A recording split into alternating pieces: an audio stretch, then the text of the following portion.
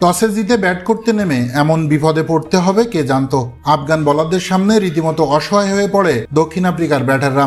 যেখানে 36 রান তুলতেই পটিয়া হারালো 7 উইকেট, তখন মনে হচ্ছিল 50-এর ঘর পেরোনো অনেক কঠিন। যদিও সেখান থেকে উইয়ান মুন্ডারের হাফ সেঞ্চুরিতে কিছুটা মান বেঁচেছে তাদের। শারজায় সিরিজের প্রথম ওয়ানডেতে শেষ পর্যন্ত 33.3 ওভার খেলে টেনে টুনে 106 রান তুলতেই অল আউট দক্ষিণ আফ্রিকা। ওয়ানডেতে আফগানিস্তানের বিপক্ষে এটি দক্ষিণ আফ্রিকার সর্বনিম্ন সংগ্রহ। আফগানিস্তান এবারই প্রথম পটিয়াদের কোনো ফরম্যাটে অল আউট করলো। 36 রানে 7 উইকেট হারানোর পর মুন্ডার এক প্রান্ত ধরে দলকে 100 পর্যন্ত নিয়ে গেছেন। 7 নম্বরে নামা এই ব্যাটার 84 বল খেলে 5 বাউন্ডারি আর 1 ছক্কায় করেন 52 রান। বাকিরা কেউ 20-এর ঘরও ছুঁতে পারেনি। আফগানিস্তানের ফজল হক ফারুকি 35 রানে 4টি, আল্লাহ গজনফর 20 রানে 3টি আর রশিদ খান 30 রানে 2টি উইকেট শিকার করেন।